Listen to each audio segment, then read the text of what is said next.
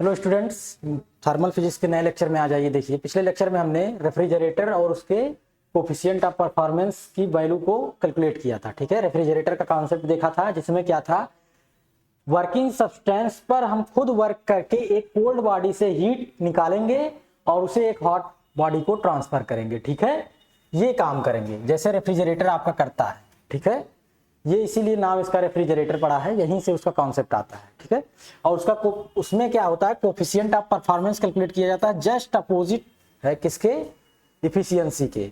जो इफिशियंसी आपकी आई हुई थी कार्नोट हीट इंजन की, उससे जस्ट अपोजिट आता है इसका कोफिशिएंट ऑफ परफॉर्मेंस। ठीक है, अब हम लोगों का नेक्स्ट टॉपिक शुरू हो रहा है, second law of thermodynamics. Second law of thermodynamics,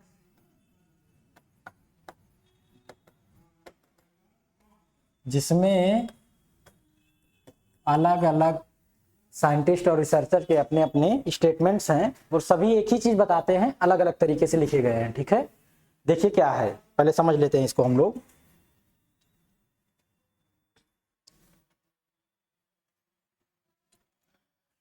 सबसे पहले हम लोग लिखेंगे लॉर्ड केल्विन का स्टेटमेंट क्या है सेकेंड लॉ ऑफ थर्मोडायनेमिक्स को लेकर के। Lord kelvin,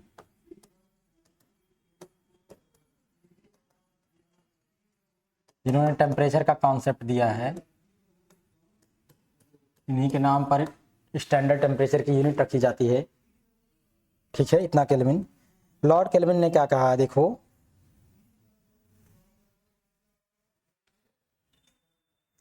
it is impossible, ये स्टेटमेंट ही हम लोग लिखेंगे इसका। It is impossible to gate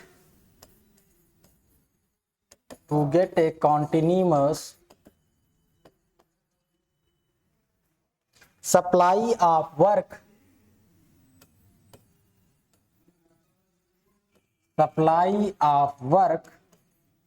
it is impossible to get a continuous supply of work from a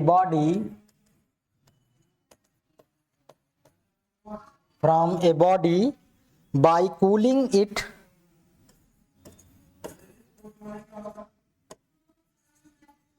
by cooling, double O है, एक यल है। ठीक है, by cooling it to a temperature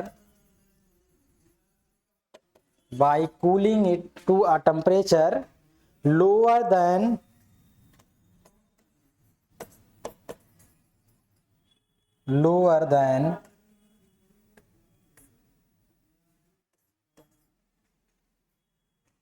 of its surrounding।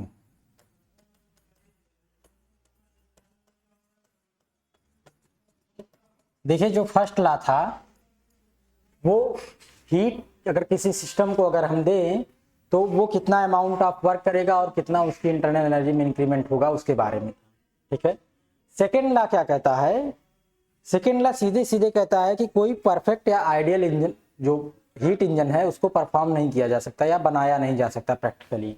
ठीक है, तो उसी को अलग अलग वर्ड्स में कहा गया है। देखो, it is impossible to get a continuous supply of work from a body by cooling it to a temperature lower than of its surrounding. जैसे कोई बॉडी है आपकी T1 टेम्परेचर पर है और इसके चारों ओर जो सराउंडिंग्स है उसका टेम्परेचर T2 है। अगर T1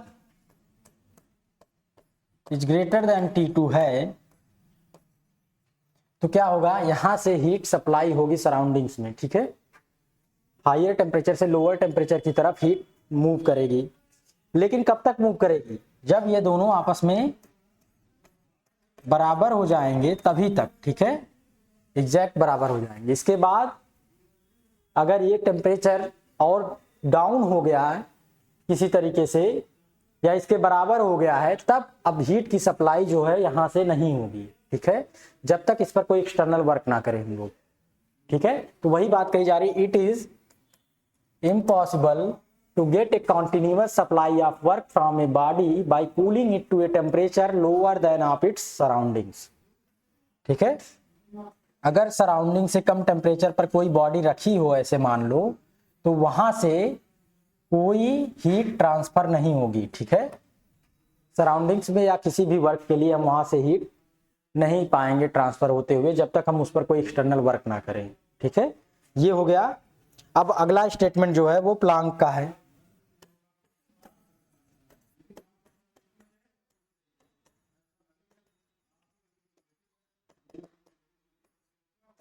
प्लैंक्स स्टेटमेंट क्या कहता है? It is impossible to construct, it is impossible to construct, it is impossible to construct an engine, comma, which an engine which, अब है comma, working in a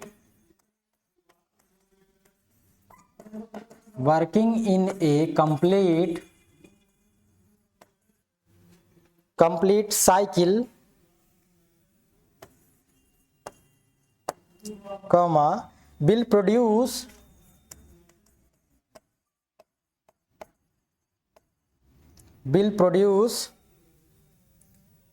no effect other than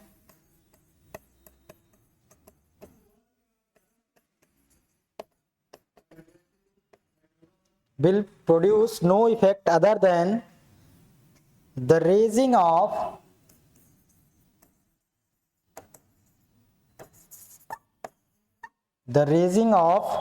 a weight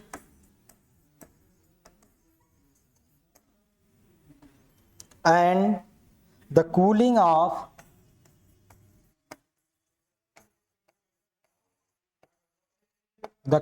of a heat reservoir।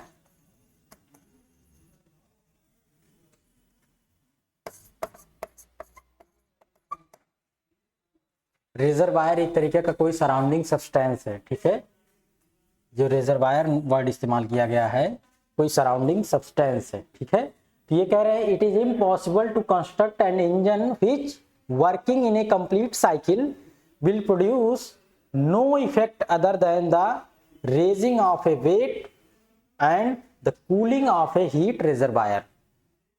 ठीक है, इसको अगर समझना हुआ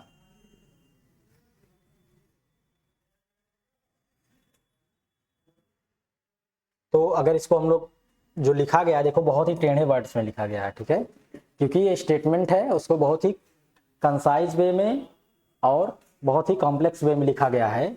ये वाला तो आसानी से पढ़ करके समझ में आ जाता है, पर ये वाला देखो कैसे है, इसमें हमें एक्सप्लेनेशन की जरूरत पड़ेगी अलग से। ठीक है, इसका एक्सप्लेनेशन आसान है लॉर्ड केल्विन स्टेटमेंट का, जिसमें वो कहते हैं कि सराउंडिंग से अगर लोअर टेम्परेचर पर कोई बॉडी रखी है तो वहां से हमें हीट निकालना या वहां से हीट की सप्लाई करना मुश्किल है। ठीक है, इम्पॉसिबल है या कहें नामुमकिन है, मुश्किल ही नहीं नामुमकिन। ठीक है, और दूसरा स्टेटमेंट प्लांक स्टेटमेंट जो कह रहा है it is impossible to construct an engine which working in a complete cycle will produce no effect other than the raising of a weight on and the cooling of a heat reservoir. Raising of weight का क्या मतलब है? जो working substance है या जो engine है उसका वेट रेज हो रहा है। रेजिंग ऑफ ए वेट, किसका वेट रेज हो रहा है उसके बारे में इसका एक्सप्लेनेशन नहीं लिखा है। ठीक है, वो हमें एक्सप्लेन करके खुद लिखना होगा कि वेट किसका रेज हो रहा है या वेट रेज होने का क्या मतलब है और हीट रिजर्वायर के कूल होने का क्या मतलब है। ठीक है, तो देखो इसका एक्सप्लेनेशन अगर देखें हम लोग क्या कह रहा है, 10 लिखते चलिएगा, इसको भी समझते चलिएगा। स्टेटमेंट तो यही है, लिखना यहीं तक है, लेकिन आगे जो बात समझाई जा रही है वो भी इंपॉर्टेंट है। ठीक है, 10 it is impossible, 10 it is impossible to construct an engine, to construct an engine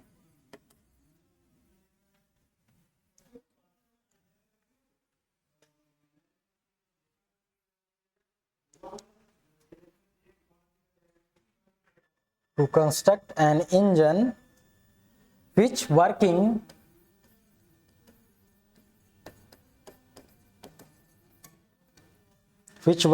in a complete cycle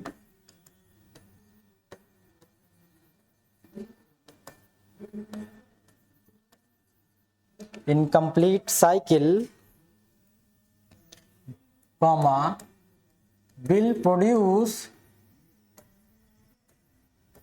no effect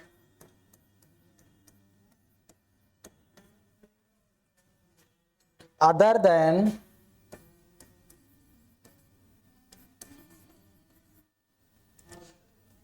the absorption of heat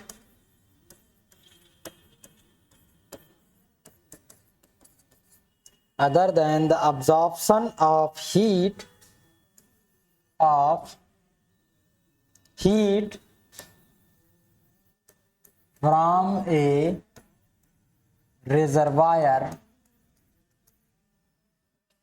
and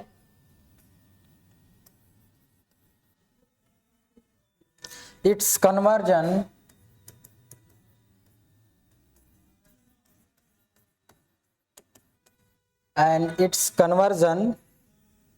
into an equivalent amount of work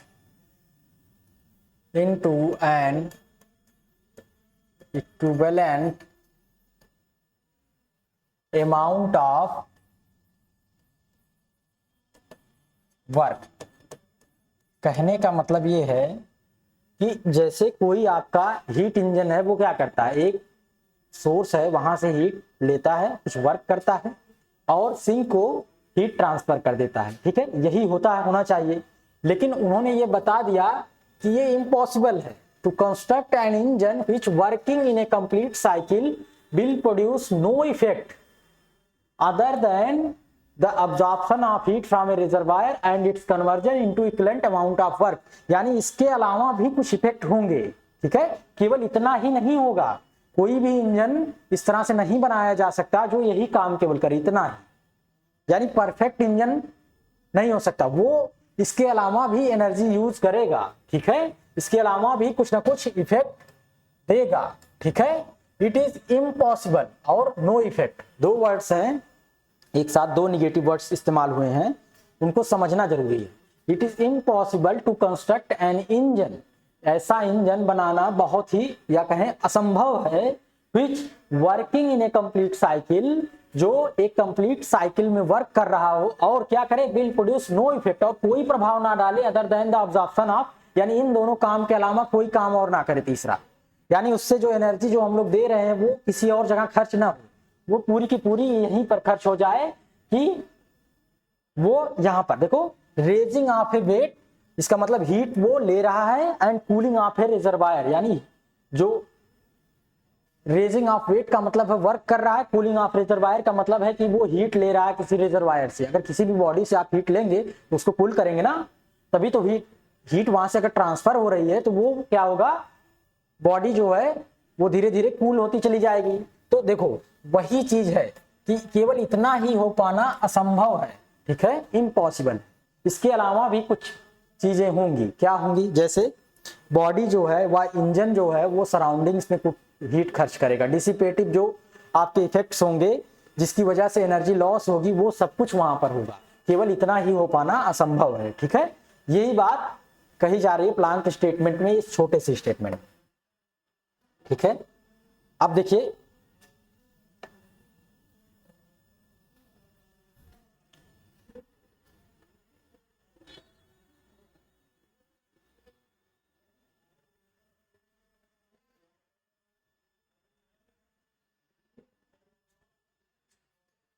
that is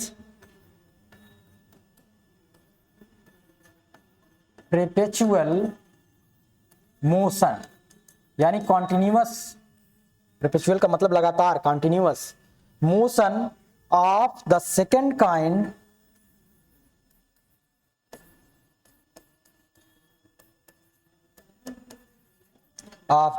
kind is impossible,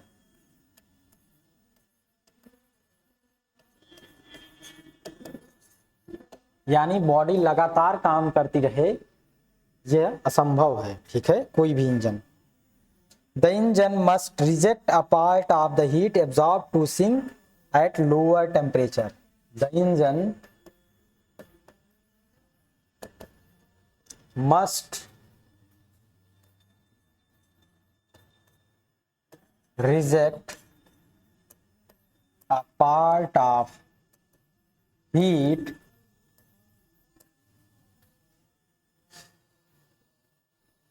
absorbed to a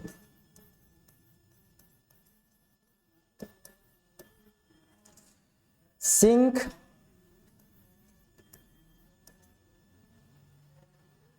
at lower temperature।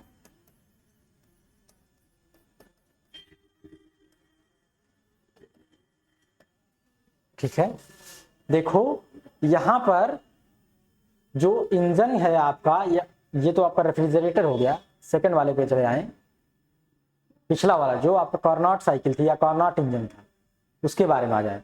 यहां से वो heat ले रहा है, किसी heat reservoir से heat ले रहा है, Q1 अमाउंट का वर्किंग सब्सटेंस कुछ वर्क कर रहा है और Q2 amount of heat reject कर रहा है। अगर यही Q2 amount of heat reject ना करे, पूरे हीट को वो ट्रांसफर कर दे वर्क डन में, तो क्या हो जाएगा, 100% इफिशियंट इंजन हो जाएगा। तो यही चीज बनाना इम्पॉसिबल है, ठीक है, ये ऐसा हो पाना इम्पॉसिबल है। ये हमेशा क्या करेगा, जितना अमाउंट ऑफ हीट लिया है उसके अकॉर्डिंग कुछ ना कुछ अमाउंट ऑफ हीट किसी सिंक को, किसी लोअर टेम्परेचर वाली बॉडी को वो ट्रांसफर करेगा, तभी कुछ ना कुछ वर्क करेगा, ठीक है। वर्क तभी होगा जो हीट आया है आपका सोर्स से या हॉट बॉडी से, हीट रिजर्वायर से, वहां से ये क्या करेगा, हीट को कुछ अमाउंट ऑफ वर्क करके जो बचा हुआ पार्ट है उसको रिजेक्ट करेगा, किस पर, सिंक को, ठीक है।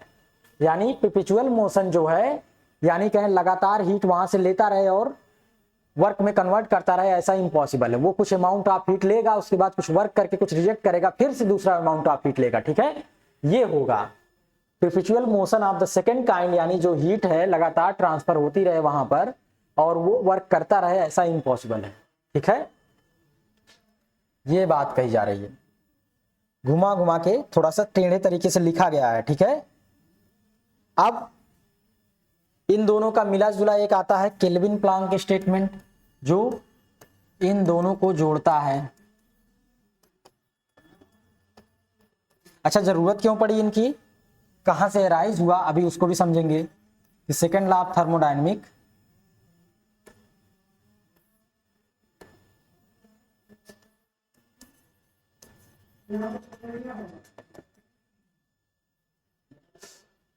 ठीक है,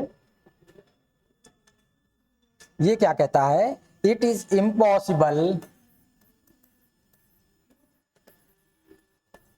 it is impossible to construct an engine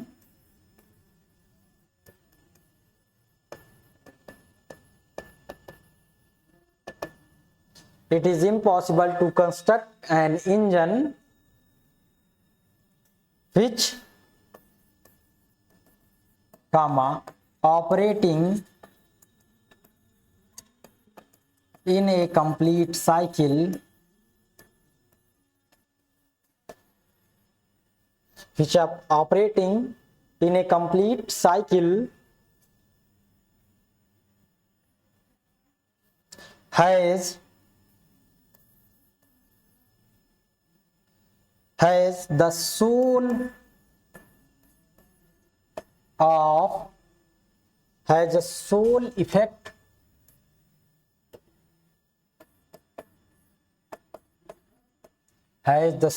effect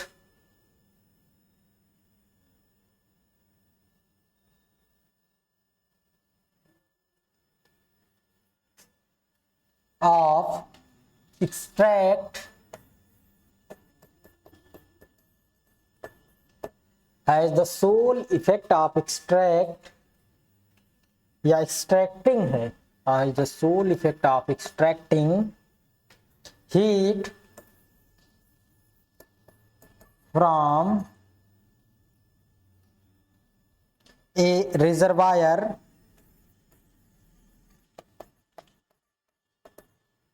and performing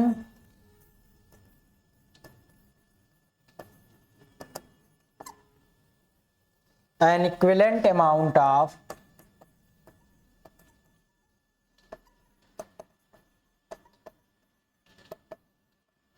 work. ठीक है, जो बात हमने बताई उसी को कंबाइंड वे में लिखा गया है, यानी किसी भी हीट बॉडी से आप कुछ अमाउंट ऑफ हीट लें और वर्किंग सब्सटेंस को दे रहे हैं, वो कुछ ना कुछ वर्क कर रहा है, जितनी हीट वहां से ले रहा है उस रिजर्वायर से, उसको कंप्लीट वर्क में कन्वर्ट कर दे रहा है। ऐसा इंजन बनाना इम्पॉसिबल है। ठीक है, यानी सिंक की जरूरत होगी, आपको एक अनदर सिस्टम चाहिए जहां पर वो हीट ट्रांसफर कर सके। ठीक है, बचे हुए हीट को, तो कंप्लीट हीट को वर्क में कन्वर्ट नहीं कर सकता, यानी दूसरे सेंस में कहें 100% इफिशिएंट इंजन बनाना इम्पॉसिबल है। ठीक है, यानी जितना हम इनपुट दें वो टोटल आउटपुट में वर्क डन के फॉर्म में निकल के आ जाए, ऐसा हो पाना इम्पॉसिबल है। ठीक है, अगर इंग्लिश आपको समझ में आती है पढ़ करके, तो ये बहुत ही आसान वर्ड्स में लिखा गया है। सोल का मतलब इकलौता, ऐसा हो पाना कि इकलौता प्रभाव हो, एक्सट्रैक्टिंग मतलब निकालना, heat from a reservoir and performing an equivalent amount of work. ठीक है, किसी रिजर्वायर से वो हीट ले और इक्विवेलेंट उतने ही जितनी हीट लिया उसको इक्विवेलेंट अमाउंट ऑफ वर्क में कन्वर्ट कर दे। ठीक है, यानी सिंक की जरूरत ना पड़े, ऐसा जो हीट इंजन बनाना इम्पॉसिबल है। ठीक है, यही बात कही जा रही है। आप देखेंगे हर एक गाड़ी में साइलेंसर लगे होते हैं जो हीट को रिजेक्ट करते हैं पीछे, उसके साथ स्मोक भी आती है, यानी कुछ ना कुछ वेस्टेज हमेशा निकल करके आएगा। जितने इंजन हैं सभी इंजन से होता है ऐसा, यानी कि आप जितना अमाउंट आप डीजल डालें वो टोटली कन्वर्ट हो जाए वर्क में, कुछ भी ना बचे, कोई सब्सटेंस ना बचे, कोई हीट ना बचे जो रिजेक्ट हो, ऐसे इंजन बनाना इम्पॉसिबल है। चाहे रॉकेट हो, चाहे एरोप्लेन हो, चाहे गाड़ियां हो, जितनी होगी सब में यही होता है, कुछ ना कुछ अमाउंट ऑफ हीट ट्रांसफर होता है सराउंडिंग्स में या सिंक के थ्रू। ठीक है, जैसा वो इंजन है उसके अकॉर्डिंग। ठीक है, ऐसा हमेशा होगा, कुछ ना कुछ हीट जो है वो ट्रांसफर होगा साइलेंसर के थ्रू जो लगा होता है गाड़ियों में। ठीक है, या कहें किसी भी सिस्टम में। तो ऐसा कोई भी हीट इंजन की बात हो रही है, ध्यान दीजिएगा, इलेक्ट्रॉनिक की बात नहीं हो रही। इलेक्ट्रॉनिक में बहुत ही क्लोज पहुंच जाते हैं 100% इफिशियंसी के, वहां भी कुछ ना कुछ अमाउंट ऑफ एनर्जी खर्च होती है, लेकिन उसके बहुत करीब पहुंच जाते हैं हम लोग। ठीक है, ऐसा होता है, लेकिन हीट इंजन की बात हो रही है, इसलिए सब में मत अप्लाई करिएगा। जितने हीट इंजन है जिसमें हीट का फ्लो हो रहा हो वहां पर ऐसा होगा। ठीक है, अब आ जाते हैं क्लैसियस। इनका स्टेटमेंट आता है जो बहुत ही महत्वपूर्ण है। ठीक है, उसके बारे में जान जाते हैं, चलिए समझते हैं ये क्या कहते हैं। क्लैसियस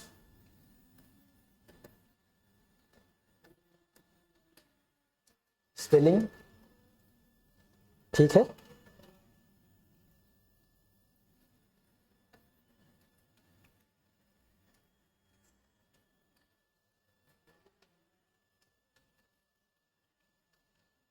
स्टेटमेंट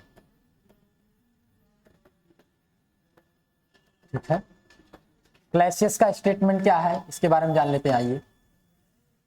इनके अकॉर्डिंग क्या कह रहे हैं, शुरुआत वैसे ही होगी। अकॉर्डिंग टू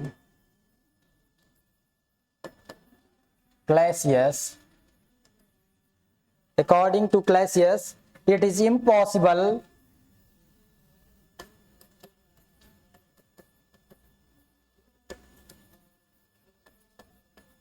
ध्यान से आप लोग स्टेटमेंट के वर्ड्स को ध्यान दीजिएगा। ठीक है, शुरुआत वहीं से हो रही। It is impossible to get a continuous supply of work from a body by cooling it to a temperature lower than of its surrounding. ये है लॉर्ड केल्विन जिन्होंने कहा। अब प्लैंक क्या कहते हैं, it is impossible to construct an engine which working in a complete cycle will produce no effect other than the raising of a weight and the cooling of a heat reservoir. ठीक है, अंतर यहीं पे आ रहा है, which produce no effect other than the raising of a weight and the cooling of heat reservoir. यहां पर अंतर कहां से आ रहा है, देखो, नो इफेक्ट तक तो ठीक है, other than the absorption of heat from a reservoir and it's conversion into equivalent amount of work, ये है।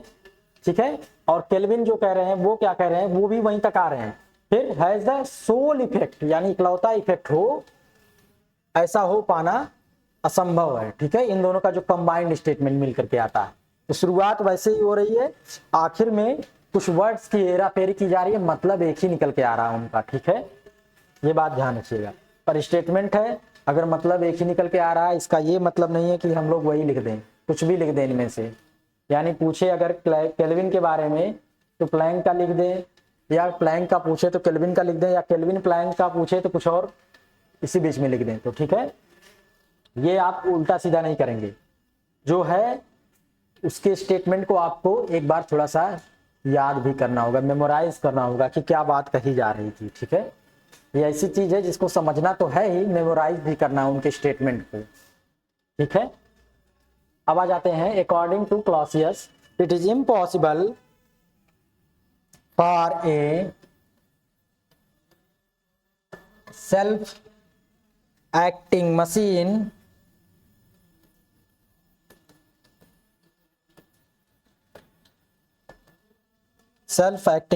working in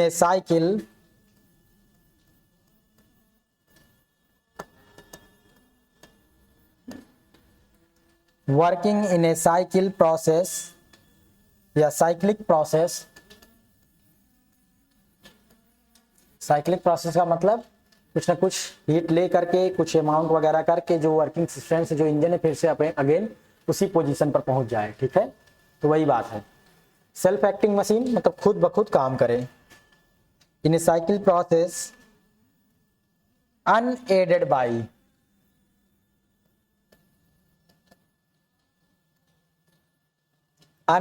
by external agency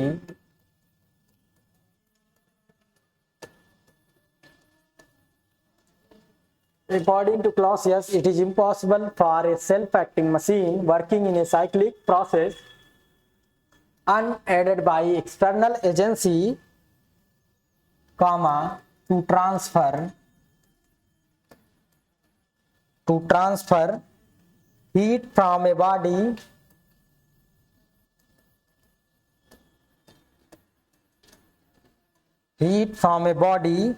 at a lower temperature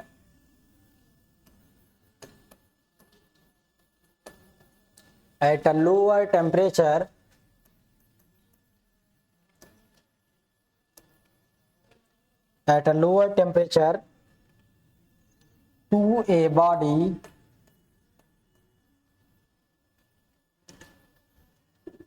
at a higher temperature। देखो, इस statement को ध्यान से पढ़ो और आप शुरुआती जो स्टेटमेंट केल्विन का है उसको ध्यान से पढ़ो। देखो दोनों में क्या है, कोई अंतर नजर नहीं आएगा, बस वर्ड्स का अंतर है।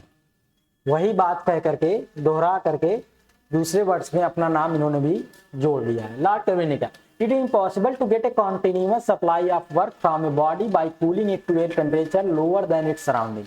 यानी कोई भी बॉडी जो अपनी सराउंडिंग से लोअर टेम्परेचर पर है, वहां से कॉन्टिन्यूअस हीट ऑफ सप्लाई हम लोग नहीं फाइंड आउट कर सकते। ठीक है, यानी लोअर टेम्परेचर से बिना एक्सटर्नल वर्क किए कोई भी हीट हम लोग नहीं निकाल सकते हैं। ठीक है, लोअर टेम्परेचर वाली बॉडी से। वही बात इन्होंने कह दी कि कोई सेल्फ एक्टिंग मशीन है जिस पर हम खुद वर्क ना करें, कोई एक्सटर्नल एजेंसी वहां पे नहीं लगी हुई है, कोई एक्सटर्नल इंजन नहीं लगा हुआ है जो वर्क कर रहा हो उस मशीन पर, तो एक कंप्लीट साइकिल में या एक साइक्लिक प्रोसेस में ये इम्पॉसिबल हो जाएगा कि लोअर टेम्परेचर वाली बॉडी से हम लोग कुछ हीट निकाल सकें। ठीक है, ऐसा नहीं होगा। ठीक है, हमेशा आपको एक्सटर्नल एजेंसी की जरूरत पड़ेगी, यानी एक्सटर्नल मशीन की जरूरत पड़ेगी जो उस पर वर्क करे और हीट को निकाले लोअर टेम्परेचर से। ठीक है, ये बात इन्होंने कही है। ठीक है, अब जो सबसे इंपॉर्टेंट चीज आती है, मिला जुला करके ओवरऑल बात क्या कही जा रही है। अच्छा, इनकी जरूरत क्यों पड़ी? क्योंकि देखो, जो फर्स्ट लॉ ऑफ थर्मोडायनेमिक्स था उसमें हीट फ्लो के बारे में कोई चर्चा नहीं की गई है कि हीट कैसे फ्लो करेगी, कहां से और किस तरह से। ठीक है, हमने बता तो पहले दिया कि हायर टेम्परेचर से लोअर टेम्परेचर की तरफ फ्लो करेगी, लेकिन उसके बारे में वो first law of thermodynamics fail हो जाता है। ठीक है, वो कहता है किसी बॉडी को हीट मिली, उसने इतना अमाउंट ऑफ वर्क किया और इतनी अमाउंट ऑफ इंटरनल एनर्जी अपनी इंक्रीज की, लेकिन उसमें ये नहीं कहा जा सकता कि हीट कैसे मिली और कहाँ से मिली, ठीक है। उसके बारे में फर्स्ट लॉ ऑफ थर्मोडायनेमिक्स नहीं कुछ बताता। जब कार्नोट इंजन आया, कार्नोट की कल्पना आई, जो इमेजिनेशन आई, उनकी थियोरेटिकल इंजन आई, उसके बाद चर्चा होने लगी कि हीट को कैसे और किस तरह से ट्रांसफर किया जाएगा एक बॉडी से दूसरे बॉडी में, ठीक है। तो जो ये चर्चा हुई उसी को लेकर के एक और नियम दिया गया हीट के ट्रांसफर को लेकर के, वही है सेकंड लॉ ऑफ थर्मोडायनेमिक्स, जो हीट के ट्रांसफर को बताता है, ठीक है। मेनली हीट कब ट्रांसफर होगी और कब नहीं होगी, इसी को ये बताता है, ठीक है। और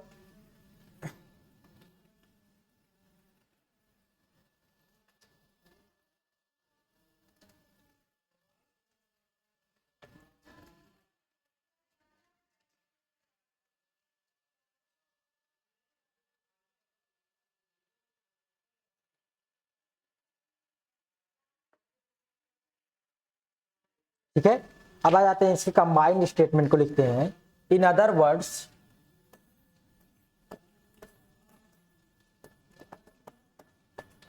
in other words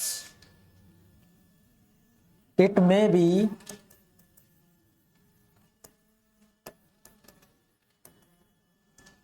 stated that as, अब हीट ट्रांसफर की बात हो रही है, heat can not flow,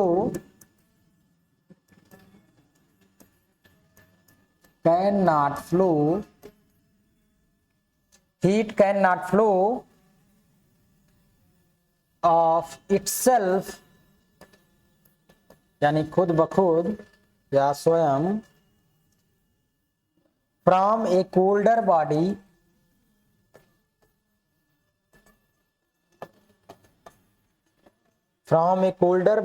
to a higher body, ठीक है।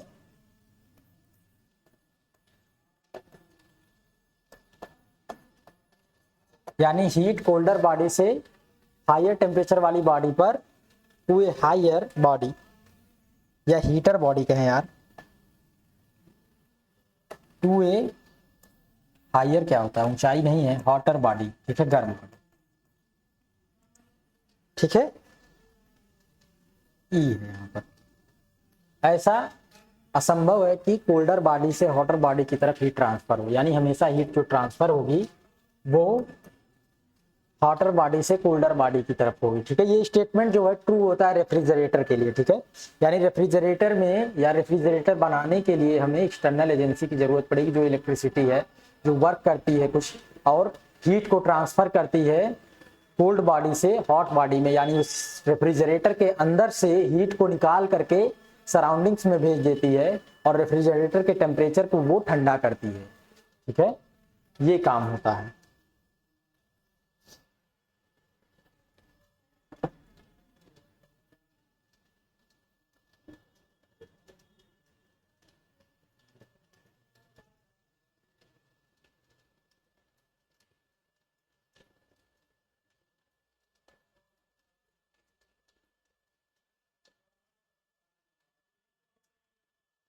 अब आ जाते हैं कार्नोट थ्योरम पर, वो इंपॉर्टेंट है। इनके स्टेटमेंट हो गए सेकंड लॉ ऑफ थर्मोडायनेमिक्स के। आपको शॉर्टकमिंग भी दिखी फर्स्ट लॉ ऑफ थर्मोडायनेमिक्स में, जो ये नहीं बताता कि हीट का ट्रांसफर जो हो रहा है वो किस बॉडी से किस बॉडी में होगा, इसके बारे में वो कुछ नहीं बताता, ठीक है। वो केवल कहता है जब हीट ट्रांसफर हो गई तब क्या होगा, कोई बॉडी क्या करेगी उस हीट का, ठीक है, उसके बारे में बताता है। और वहां से लगता भी ऐसा है कि जितनी हीट ट्रांसफर हुई है उस बॉडी ने उस हीट को इस्तेमाल कर लिया, ठीक है। कोई भी बॉडी, कोई भी इंजन, वो भी बात पूरी तरह से ट्रू नहीं है, वो कुछ ना कुछ अमाउंट ऑफ हीट रिजेक्ट करता है सराउंडिंग्स में, ठीक है, कोई भी बॉडी होगी। तो ये शॉर्ट कमिंग्स थी वहां पर। आप देखेंगे उसमें जितनी हीट लीक मिल रही है फर्स्ट लॉ ऑफ थर्मोडायनेमिक्स में, वो पूरी इंटरनल एनर्जी के इंक्रीमेंट यानी टेम्परेचर के इंक्रीमेंट और वर्किंग के रूप में, वर्किंग करने के रूप में वो खर्च हो जा रही है, ठीक है, वो कुछ ना कुछ वर्क कर रहा है, ठीक है, उसमें खर्च हो रही है। लेकिन ऐसा हो पाना इम्पॉसिबल है कि वो कुछ वर्क करे, जितनी हीट ट्रांसफर वो उतना अमाउंट ऑफ वर्क करे और अपने जो सिस्टम है पूरे को उसको कांस्टेंट रखे टेम्परेचर पर, ठीक है, ऐसा हो नहीं सकता, ठीक है। वो अपना टेम्परेचर इंक्रीज करता है इंटरनल एनर्जी के थ्रू फिर से, और जब डिक्रीज करता है तो कुछ अमाउंट ऑफ हीट को ट्रांसफर कर देता है। ठीक है, ऐसा होगा हमेशा। ठीक है, अगर ऐसा नहीं होगा तब भी देखो शॉर्ट कमिंग्स क्या है। मान लेते किसी बॉडी को हम हीट ट्रांसफर कर रहे हैं, उसने अपनी इंटरनल एनर्जी में इंक्रीमेंट कर लिया, इसके बाद कुछ ना कुछ वर्क कर लिया। अब एक ही बार ऐसा हुआ, लेकिन जब दोबारा हम लोग हीट देंगे उसको, फिर से वो अपनी इंटरनल एनर्जी में इंक्रीमेंट करेगा और कुछ वर्क करेगा। और हीट अगर वो ट्रांसफर नहीं कर रहा है तो इंटरनल एनर्जी जो में इंक्रीमेंट हो रहा है उसका टेम्परेचर राइज होता चला जाएगा, और जो टेम्परेचर राइज होता चला जाएगा वो क्या करेगा, उस बॉडी को पूरी तरह से ब्लास्ट करा देगा। ठीक है, यानी ऐसा तो हो नहीं रहा है, सभी बॉडी हीट एब्जॉर्ब करती हैं और ट्रांसफर भी कर रही हैं सराउंडिंग्स के अकॉर्डिंग, जितनी सराउंडिंग्स टेम्परेचर है उसके अकॉर्डिंग वो हीट ट्रांसफर भी कर रही हैं। ठीक है, या एनर्जी ट्रांसफर कर रही हैं। इन सब चीज़ों के बारे में, कितना अमाउंट ऑफ हीट ट्रांसफर होगा, कैसे होगा, उस बॉडी के टेम्परेचर के अकॉर्डिंग कितना अमाउंट ऑफ हीट ट्रांसफर होगा, ये सब अभी आगे मिलेगा। ठीक है, तो जो थर्मल फिजिक्स है आपकी, या जितने भी सिलेबस बने हैं वो आपको कंप्लीट स्ट्रक्चर बना के दिए गए हैं। ठीक है, एक एक बात एक दूसरे से जुड़ी हुई है, इसलिए हम लोग स्किप करके नहीं पढ़ सकते कि कोई भी टॉपिक हम स्किप करके किसी और पर पहुंच जाएं, इसलिए एक तरफ से पढ़ रहे हैं हम लोग सारी बातें। ठीक है, पढ़ा तो हम बुक से रहे हैं। अब अगला हमारा है कार्नोट्स थ्योरम, लेकिन इंपॉर्टेंट ये है कि आप समझ कितना रहे हैं। देखिए, हम अपने मन से भी लिख सकते हैं सारी बातें, ऐसा नहीं है, लेकिन कुछ छूट सकता है और कुछ एक्स्ट्रा हो सकता है। हम लोगों ने जो पढ़ा है काफ़ी आगे तक चीज़ें पढ़ी है, तो कुछ चीज़ें छूट भी जाएंगी और वर्ड्स जो उसकी मैचिंग है वो गड़बड़ हो जाएगी। ठीक है, इसलिए हम लोग बुक से पढ़ा रहे हैं हम, ताकि आपकी कोई चीज़ छूटे ना और सही वर्ड्स में लिखी जाए। ठीक है, डेफिनेशन वगैरह में अगर एक आध वर्ड छूट जाता है तो डेफिनेशन रॉन्ग हो जाती है। ठीक है, क्यों रॉन्ग हो जाती है? क्योंकि हर एक वर्ड्स में इंपॉर्टेंट है।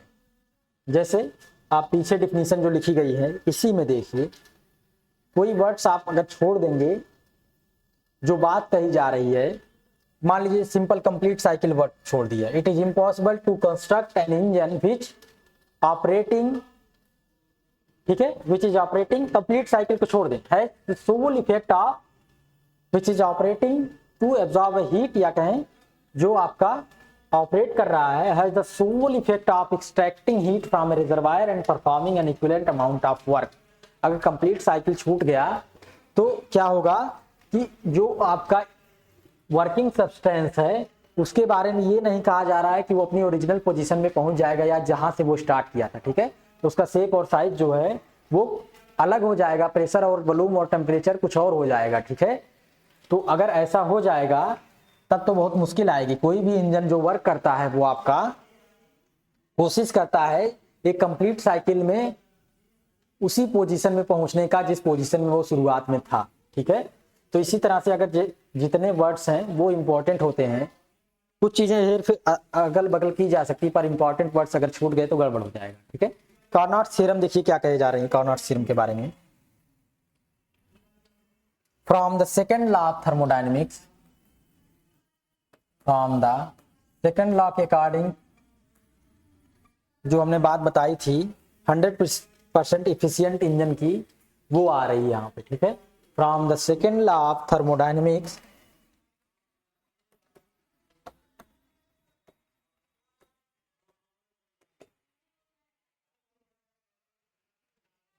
two important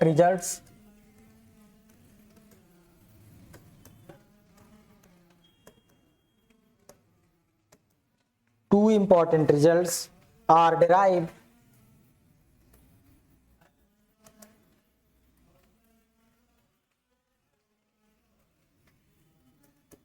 कौन कौन से इंपॉर्टेंट रिजल्ट हैं देखो, these conclusions,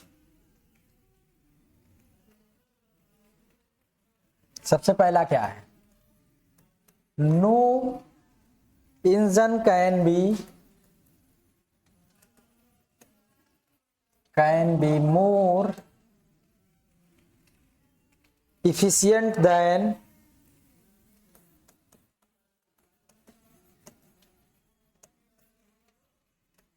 no engine can be more efficient than a perfectly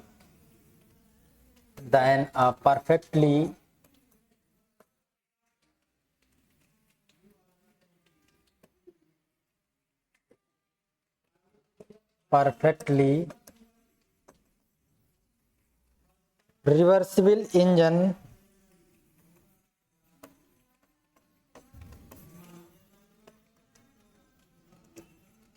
working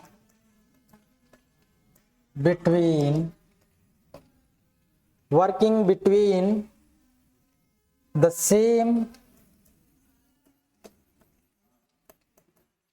two temperature। ठीक है, यानी जो परफेक्टली रिवर्सिबल इंजन है दो टेम्परेचर के बीच में वर्क करेगा। ठीक है, तो उससे इफिशियंट कोई अदर इंजन नहीं हो सकता। ठीक है, जो रिवर्सिबल है, परफेक्टली रिवर्सिबल है, यानी कि एक कंप्लीट साइकिल के दौरान वो खुद अपनी उसी पोजीशन में आ जा रहा है, उसमें कोई भी चेंजिंग नहीं हो रही है वो, और कोई दूसरा इंजन ले लिया जाए वो उन दोनों के इफिशियंसी में हमेशा कुछ ना कुछ फर्क आ जाएगा। ठीक है, यानी जितना अमाउंट आप हीट वर्क में वो कन्वर्ट कर सकता है जो आपका अदर इंजन है वो नहीं कर पाएगा। ठीक है, ये बात कही जा रही है।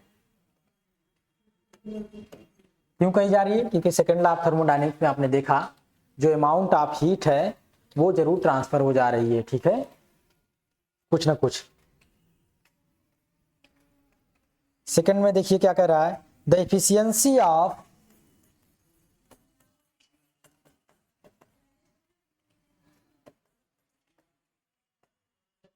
all reversible engines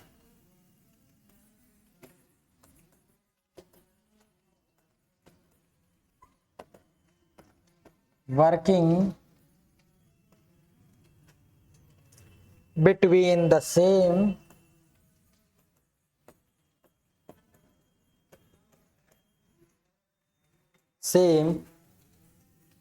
two temperatures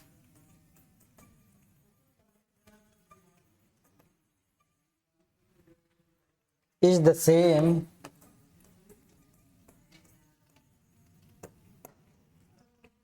whatever the working substance।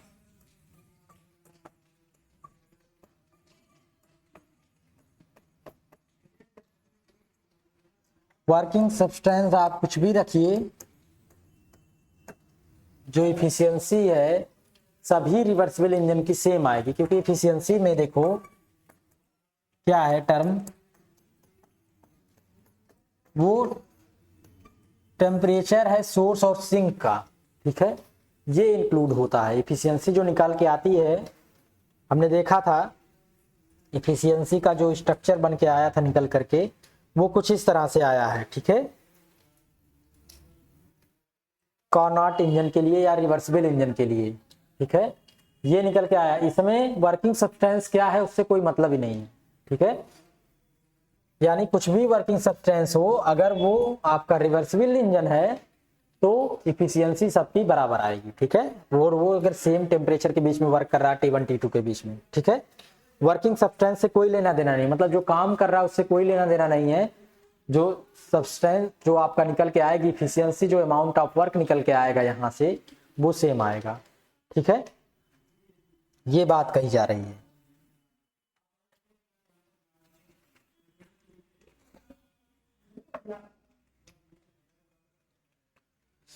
अब इसके प्रूफ को देखा जाए, दोनों पार्ट्स के प्रूफ क्या क्या हैं। ठीक है,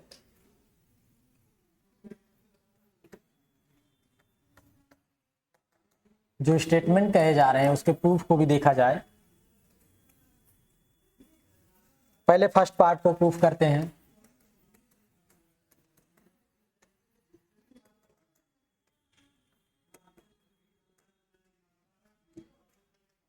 फर्स्ट पार्ट में देखिए क्या है आपके, to prove the first part of the theorem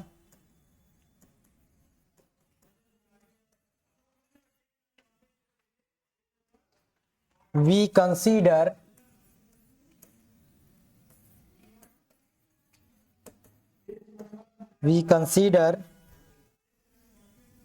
two engines capital R and I,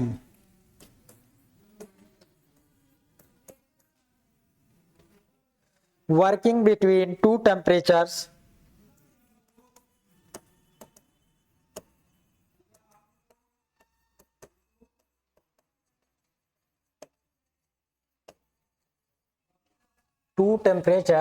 T1 and T2, ठीक है, दो टेम्परेचर T1 T2 के बीच में वर्क कर रहा है, वेयर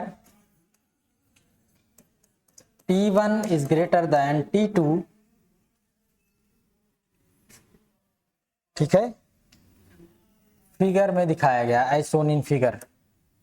फिगर इसका बना लीजिए, कैसा बनेगा, देखो एक कोई सोर्स है, उसको इस तरह ब्लॉक डायग्राम से हम लोग बना रहे हैं। देखो सोर्स T1, ये ब्लॉक डायग्राम या स्कीमेटिक डायग्राम है, ठीक है, एक्चुअल या रियल या इंस्ट्रूमेंटल या ओरिजिनल डायग्राम नहीं है, वो कुछ अलग तरीके से होता है। इंजन देखा ना कैसे होता है, ढेर सारे पार्ट और सब तमाम चीजें होती हैं, और उसका ब्लॉक डायग्राम कुछ इस तरह से बनाया गया, स्कीमेटिक डायग्राम, ठीक है। एक कोई इंजन है आपका I और दूसरा इंजन है R, ठीक है। यहां से ये क्या कर रहा है, Q1 अमाउंट ऑफ हीट ले रहा है और कुछ वर्क कर रहा है, ठीक है, और Q2 amount of heat transfer कर रहा है किसको, सिंक को, ठीक है। और जो वर्क हो रहा है उसको हम अप्लाई कर रहे हैं R पर, और वो वर्क क्या कर रहा है, यहां से एनर्जी वर्किंग वाली लेकर के यहां से वो Q2 अमाउंट ऑफ हीट निकाल रहा है और Q1 amount of heat transfer कर रहा है किसको, इसको, ठीक है। यानी कि देखो सेल्फ एक्टिंग मशीन बन गई, ठीक है, बाहर से कोई एनर्जी की जरूरत नहीं है। दो बॉडी के बीच में दो मशीनें हमने बना दी हैं, एक क्या कर रही है, Q1 अमाउंट ऑफ हीट ले रही है, Q2 रिजेक्ट कर रही है सिंक को, और दूसरी क्या कर रही है, Q2 अमाउंट ऑफ हीट पहली से लेकर के या यहाँ सिंक से लेकर के Q1 को ट्रांसफर कर रही है।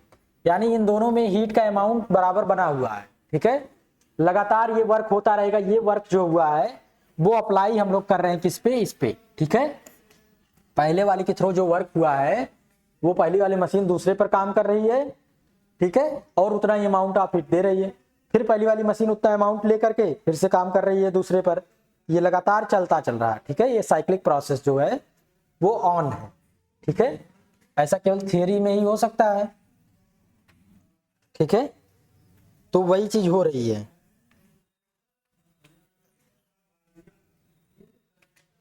जो R है वो आपका रिवर्सिबल के लिए है,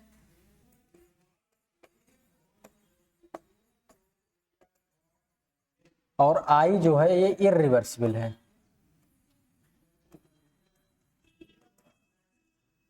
ठीक है। ये वर्ड्स इस्तेमाल किए गए दोनों इंजन के लिए अलग अलग।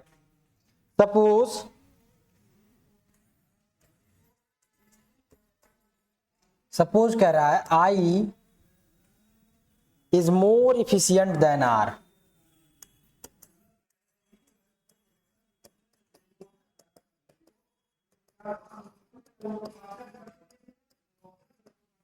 देखो no engine can be more efficient than a perfectly reversible engine working between the same temperature. अब मान लेते हैं उल्टा, मान लेते हैं I जो है वो R से अधिक इफिशियंट है, ठीक है, उल्टा मानेंगे और कंट्राडिक्शन दिखाएंगे कहीं ना कहीं, ये प्रूफ बाय कंट्राडिक्शन है, ठीक है। ऐसा मान लेते हैं, suppose in each cycle R absorbs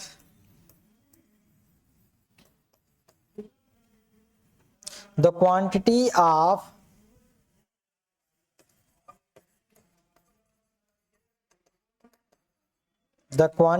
of heat Q1 from the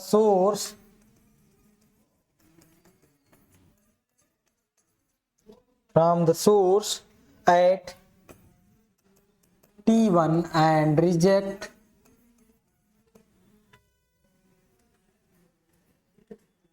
the quantity of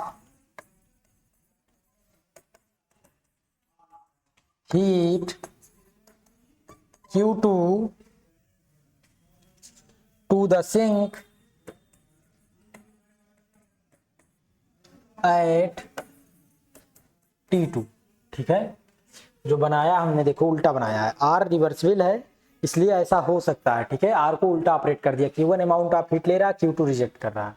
ठीक है, ऐसा भी संभव है क्योंकि R जो है वो रिवर्सिबल है। Suppose in each cycle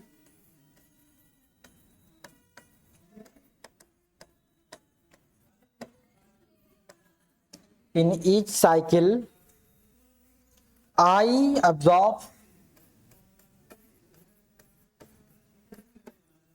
absorbs the quantity of heat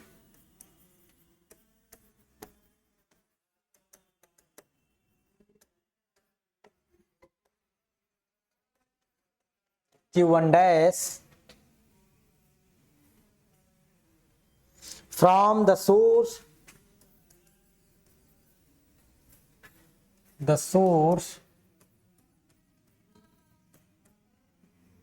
at T1 and rejects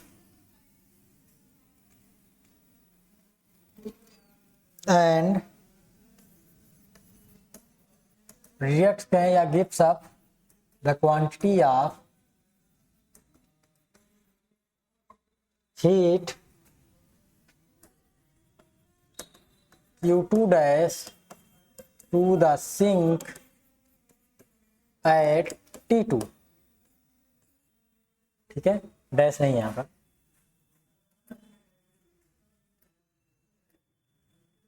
ठीक है, T2। Let the two engines do the same amount of work. Let the two engines do the same amount of work W in each cycle।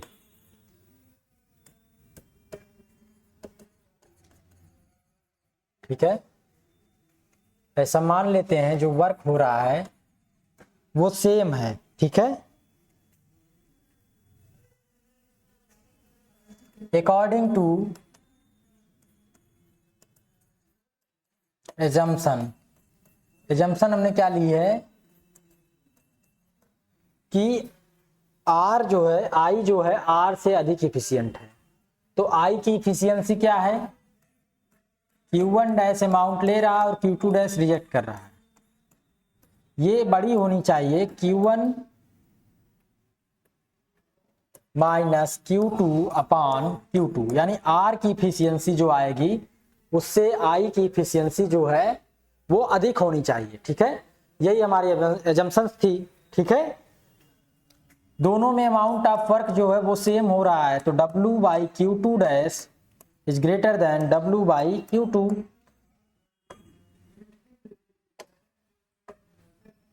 ठीक है, ऐसा होगा जब work दोनों पर same हो रहा है, यानी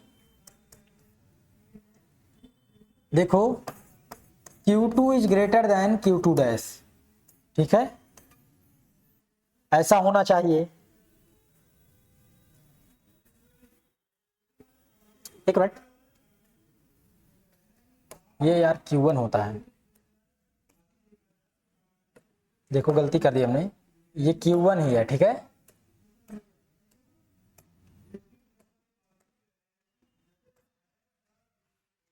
यहां से क्या निकल के आएगा, Q1 is greater than Q1 dash. ठीक है, इफिशियंसी का फार्मूला जो होता है Q1 minus Q2 upon Q1 होता है। ठीक है, नहीं तो गड़बड़ हो जाएगा भाई, Q2 हो जाएगा तो इफिशियंसी जो होगी 100% से अधिक हो जाएगी। ठीक है, यहां से जो वर्क किया है और कितना आउटपुट हमने सप्लाई किया था वही होता है ना रेशियो। ठीक है, ये निकल के आ गया। ठीक है, अब इसको हम लोग और थोड़ा प्रोसीड करें तो Q1 माइनस, ठीक है, यहां से जो निकल के आ रहा है Q1 माइनस Q2 कहाँ गया, इक्वल टू क्या है, Q1 dash minus Q2 dash है ऐसा ना, क्योंकि वर्क हमने मान लिया सेम है, तो इसने जितना वर्क किया और इतने उतना वर्क किया वो दोनों बराबर होना चाहिए। ठीक है, अब इसको लिख सकते हैं Q2 अगर इधर ट्रांसफर करें तो Q2 minus Q2 dash minus Q2 equal to Q1 dash minus Q1। ठीक है, ऐसा लिख सकते हैं। ठीक है, देखो निगेटिव से अगर मल्टीप्लाई कर दे तो Q2 minus Q2 dash equal to Q1 minus Q1 dash, ऐसा हो जाएगा। ठीक है, दिख रहा है कि नहीं, इसमें दिख रहा, ठीक है, Q1 डैश हो जाएगा। अब देखो शुरुआत में ये जो हमारा निकल के आया था रिजल्ट, अभी इफिशियंसी के अकॉर्डिंग Q1 Q1 डैश से अधिक है। ठीक है, इसका मतलब ये जो निगेटिव क्वांटिटी जो आएगी, ये क्वांटिटी सब्सट्रैक्ट होकर के वो पॉजिटिव आएगी। ठीक है, अगर ये पॉजिटिव क्वांटिटी आएगी तो क्या होगा, ये जो क्वांटिटी है आपकी ये भी पॉजिटिव होनी चाहिए। ठीक है, क्योंकि ये पॉजिटिव है तो यहां से अकॉर्डिंग क्या आ जाएगा, Q2 is greater than Q2 dash. ठीक है, यहां से ये रिजल्ट निकल के आ गया, Q2 जो है वो Q2 डैश से अधिक है। ठीक है, इन दोनों रिजल्ट को आप इक्वेशन 1 और इक्वेशन 2 के फॉर्मेट में लिख लीजिए। ठीक है, अब आगे देखिए गड़बड़ी क्या हो रही है। Now suppose the two engines are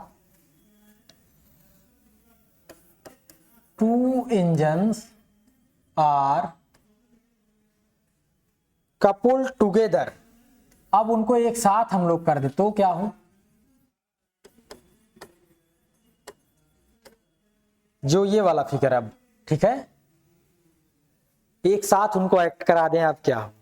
ठीक है, पहली बार में दोनों ऐसे ही वर्क कर रहे थे कि Q1 अमाउंट ऑफ हीट ले रहा था, Q2 ये रिजेक्ट कर रहा था, और ये Q1 और Q2 amount of heat irreversible वाला Q1 dash amount of heat ले रहा था और Q2 dash amount heat reject कर रहा था। ठीक है, और वर्क दोनों के सेम हुए हैं दोनों के द्वारा, तो हमने दोनों का वर्क जब सेम है और इफिशियंसी मान के चला है कि रिवर्सिबल इरिवर्सिबल वाले की अधिक है रिवर्सिबल से। ठीक है, तो वहां से हमें दो रिजल्ट मिले हैं। ठीक है, अब वर्क सेम है और दोनों को एक साथ कपुल कर दें तब, सो दैट, कैसे कपुल करें, so that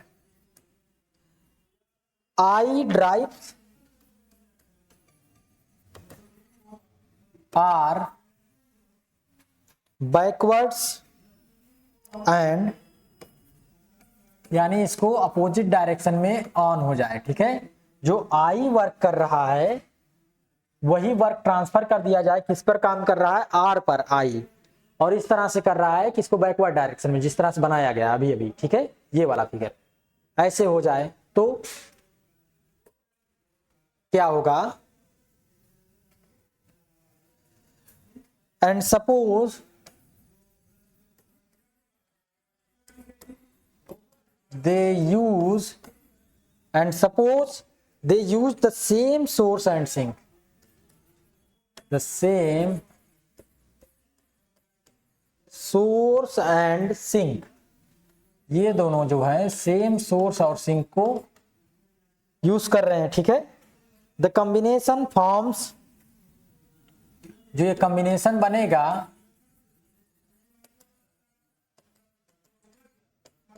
forms a self-acting machine, ये सेल्फ एक्टिंग मशीन हो जाएगी ना, self acting machine in which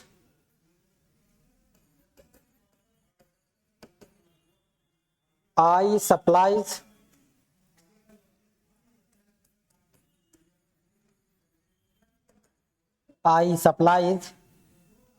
external work W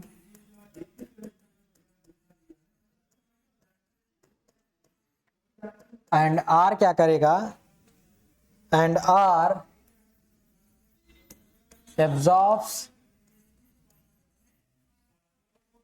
this amount of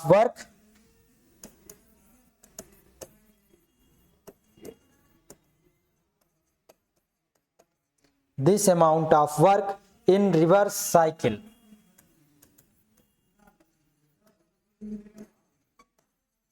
ठीक है,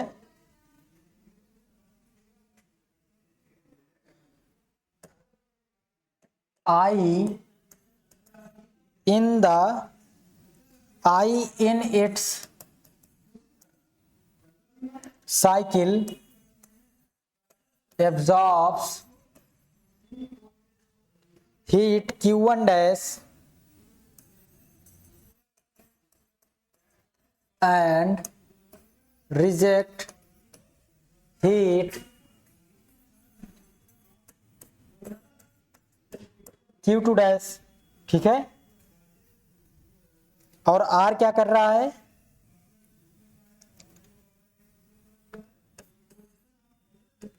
R in its reverse cycle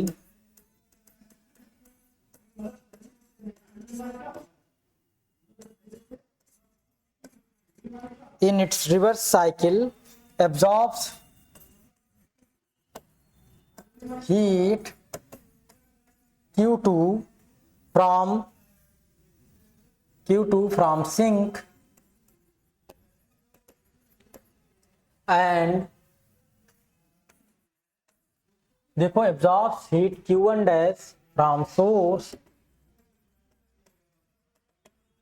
यहां लिख लीजिएगा, and rejects heat Q2 dash to the sink। ठीक है, और R के बारे में भी वही है, बस उल्टी डायरेक्शन में चल रहा है, Q2 डैश सिंक से ले रहा है and reject Q1 to the source. ठीक है, अगर ऐसा हो रहा है देखो तो टेम्परेचर क्या होगा इन दोनों बॉडीज का। अब देखो यहां से Q1 अमाउंट ऑफ हीट ले रहा है, Q2 रिजेक्ट कर रहा है, ये Q1 dash amount of heat ले रहा है और Q2 डैश रिजेक्ट कर रहा है। ठीक है, ऐसा कर रहा है, डैश भी बना दूं। ठीक है, और ये कर रहा है क्या, Q2 अमाउंट ऑफ हीट ले रहा है सिंक से और Q1 को ट्रांसफर कर रहा है सोर्स को। ठीक है, और दोनों सेम टेम्परेचर के बीच में वर्क कर रहे हैं, सिंक जो आपका T2 टेम्परेचर पे। ठीक है, सेम टेम्परेचर पे दोनों वर्क कर रहे हैं। अब गड़बड़ी क्या होगी, अभी अभी हमने देखा कि अगर हमने ऐसा मान के चल रहे हैं तो Q1 और Q1 डैश जो है उसमें बराबरी नहीं है, Q1 बड़ा है Q1 डैश से और Q2 बड़ा है Q2 डैश से। ठीक है, यानी जो है आपका गेन ऑफ हीट अगर देखा जाए बाय द सोर्स,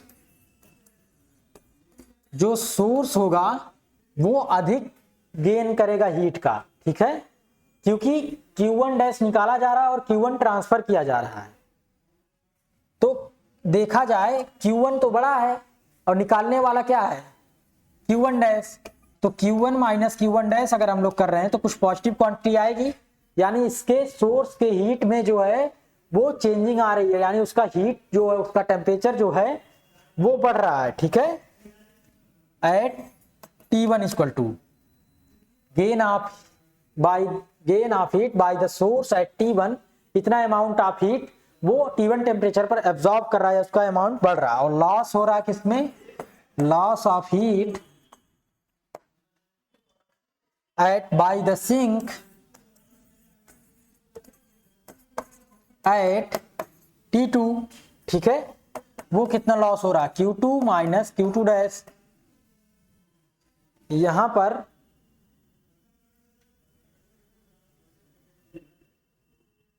देखो Q2 डैश हीट इसको मिल रही है और Q2 डैश और Q2 अमाउंट ऑफ हीट यहां से निकाल ले रहा है, ये कम है और ये अधिक है, इसका मतलब इसका टेम्परेचर जो है वो फॉल करेगा या हीट इसमें से अधिक निकाली जाएगी। ठीक है, और सेल्फ एक्टिंग मशीन को अगर हम लोग किसी भी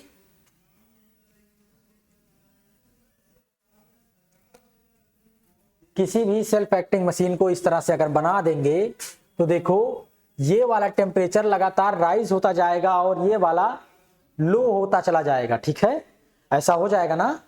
अगर ऐसा मान लें तो ऐसा हो जाएगा, और अगर ऐसा हो जाएगा तो कॉन्टिन्यूअस सप्लाई होने लगेगी किससे, लोअर टेम्परेचर से हायर टेम्परेचर वाली बॉडी को, और वो हमारा वायलेट कर जाएगा सेकेंड लॉ ऑफ थर्मोडायनेमिक्स, ठीक है। उसी बात को हम लोग लिखें। 10 the कपुल्ड engines forming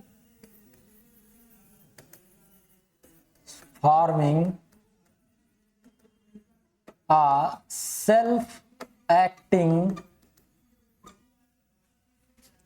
machine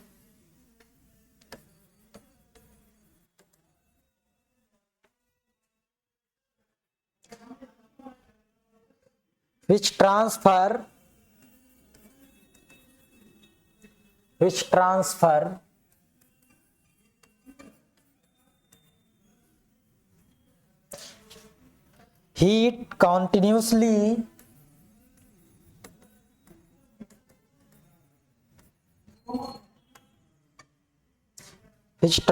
heat continuously from a body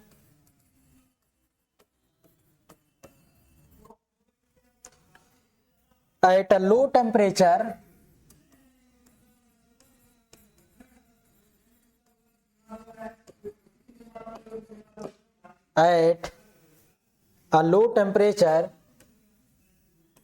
to a body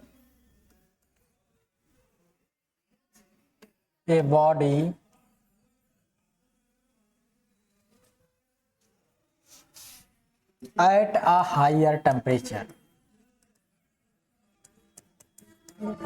और ऐसा हो जाएगा हमारा कि लोअर बॉडी टेम्परेचर से हायर बॉडी टेम्परेचर पर हीट लगातार ट्रांसफर होती चली जाएगी, ठीक है, बिना किसी एक्सटर्नल एजेंसी की मदद से, ठीक है, कोई एक्सटर्नल एजेंसी नहीं यूज हो रही है, तब भी ऐसा हो जाएगा, सेल्फ एक्टिंग मशीन एक बन जाएगी, ठीक है। तो दिस कंक्लूजन, जो ये रिजल्ट निकल के आया है, ये क्या कर रहा है, दिस कंक्लूजन इज कॉन्ट्रेरी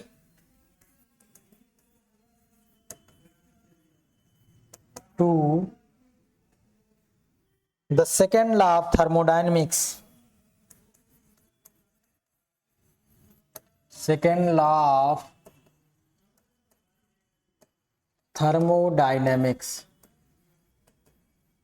ठीक है। इससे क्या हो रहा है, सेकेंड लॉ ऑफ थर्मोडायनेमिक्स जो है वो वायलेट कर रहा है, ठीक है, अकॉर्डिंग टू विच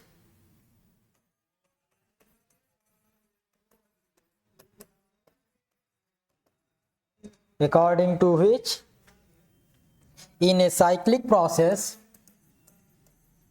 जो कहा जा रहा था, देखो, in a cyclic process heat cannot be transferred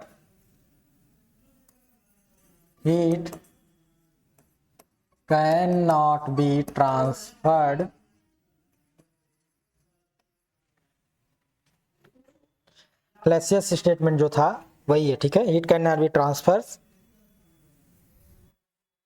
from one body to another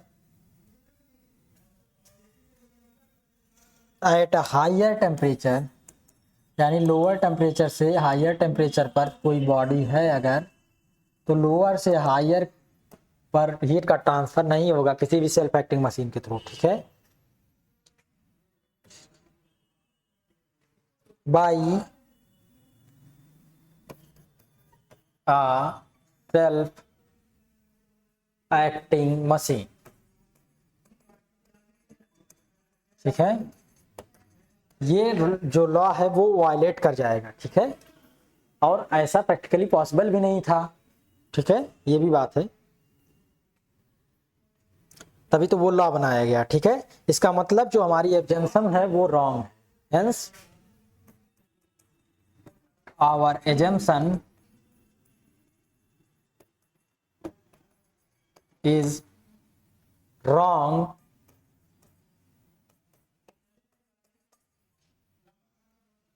so hence our assumption is wrong.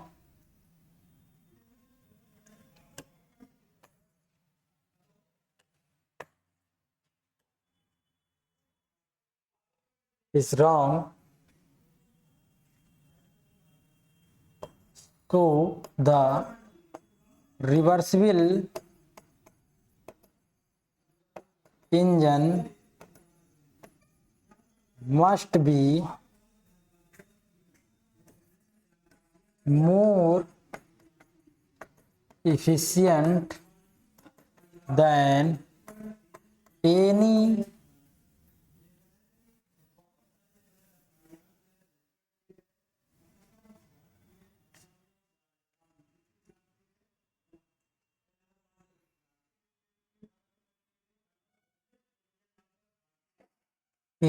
Engine. ठीक है, यानी जो रिवर्सिबल इंजन है वो अधिक इफिशियंट होगा किसी भी इंजन के से। ठीक है, must be more efficient than any engine. ठीक है, ये सही हो जाएगा। हमारा जो फर्स्ट स्टेटमेंट कह रहा है वो यहाँ से वेरीफाई हो रहा है। ड्रॉबैक क्यों आई? जो हमारे एजम्पशन से यही ड्रॉबैक आई है कि जो वर्क हो रहा है अगर सेम है और इफिशियंसी आपकी इरिवर्सिबल वाले की अधिक है तो हो क्या रहा है, ये दोनों बॉडीज का जो टेम्परेचर है वो अलग अलग आ रहा है, यानी जो अमाउंट ऑफ हीट ट्रांसफर हो रहा है वो अलग अलग है। और इसको अगर हम लोग रिवर्सिबल व इरिवर्सिबल वाले का वर्क डन अप्लाई कर दें इस पर रिवर्सिबल वाले पर, तो देखेंगे कि अमाउंट ऑफ हीट जो ट्रांसफर हो रही है उसमें गड़बड़ी है। ठीक है, यानी ये Q1 डैश ले रहा है और Q1 दे रहा है और इस रिवर्सिबल वाला, और Q1 डैश Q1 से अगर कम है तो इसमें अमाउंट ऑफ हीट अधिक होता चला जाएगा।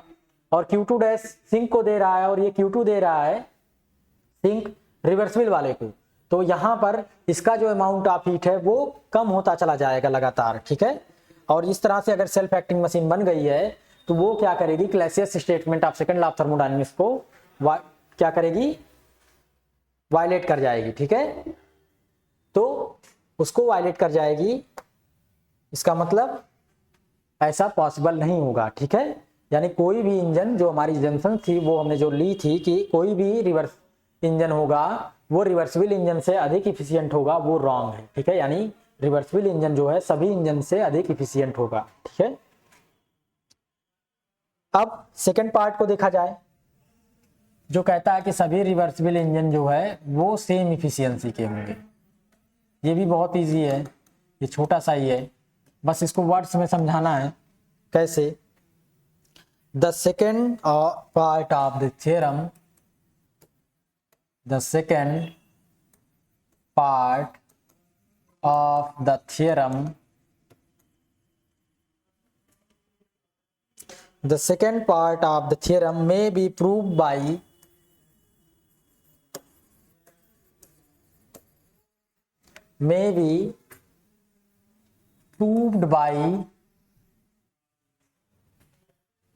the same argument before।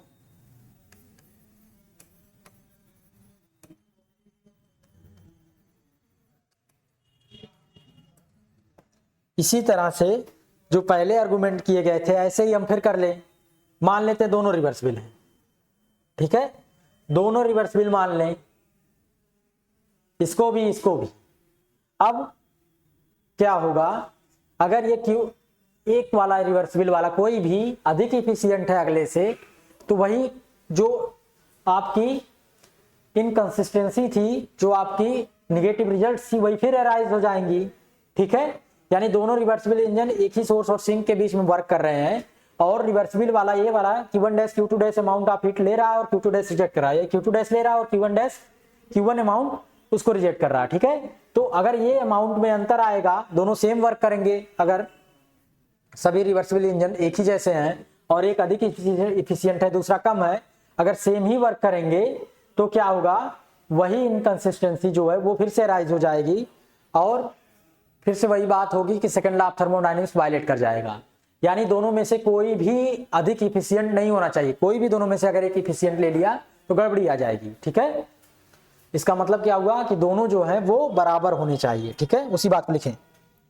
We consider for this purpose, चलिए, for this purpose we consider two reversible engines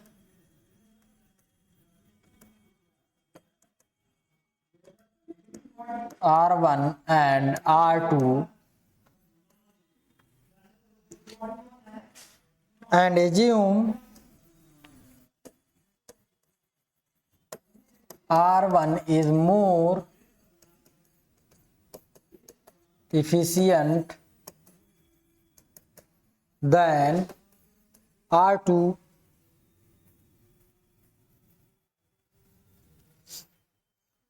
proceeding in the same way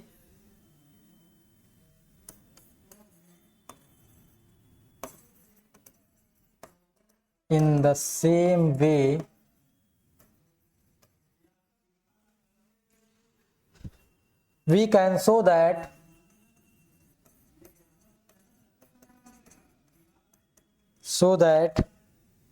R2 R1 cannot be more efficient than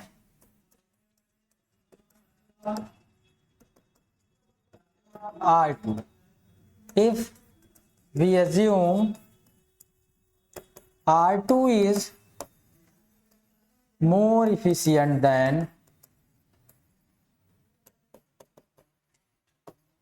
R1, then again proceeding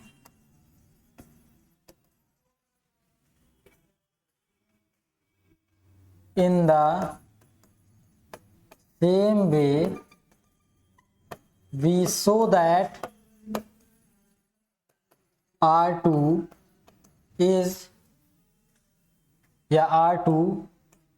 cannot more efficient than R1. Hence, R1 and R2 will have same efficiency. ठीक है, एक बार मान लेते हैं R1 अधिक efficient है R2 से, और उसी तरीके से करें तो दिखाएंगे कि R1 R2 से अधिक इफिशियंट नहीं हो सकता। फिर अगर R2 को मान लें R1 से अधिक इफिशियंट है, तो फिर भी उसी तरीके से अगर दिखाएंगे तो ये दिखा सकते हैं कि R2 भी R1 से अधिक इफिशियंट नहीं हो सकता। इसका क्या मतलब हुआ, ना तो R1 is greater than R2 है, ना तो R2 is greater than R1 है। इसका मतलब क्या हुआ, दोनों आपस में बराबर। ठीक है, ये बात आपकी प्रूफ हो जाएगी। ठीक है, अब यहां पर हमारा कार्नोट्स थ्योरम जो है वो समाप्त हो रहा है। जो अगला टॉपिक है आपका वो होगा एंट्रोपी से रिलेटेड। ठीक है, एंट्रोपी, कॉन्सेप्ट ऑफ एंट्रोपी क्या है, चेंज इन एंट्रोपी कैलकुलेट करते हैं हम लोग, वो क्या है, और चेंज इन एंट्रोपी अलग अलग प्रोसेसेस में हम लोग फाइंड आउट करेंगे। ठीक है, और थर्ड लॉ ऑफ थर्मोडायनेमिक्स। ठीक है, ये हमारा अगला टॉपिक है। फिर थर्मोडायनेमिकल रिलेशंस है, उसके बारे में देखेंगे। ठीक है, तब हमारा जो है लगभग ये यूनिट जो है वो खत्म हो जाएगी। ठीक है, तो इतनी बातें हैं। आज हमारा लेक्चर जो है यहीं पर एंड हो रहा है। अगले लेक्चर में हम लोग एंट्रोपी के बारे में पढ़ेंगे। ठीक है, थैंक यू।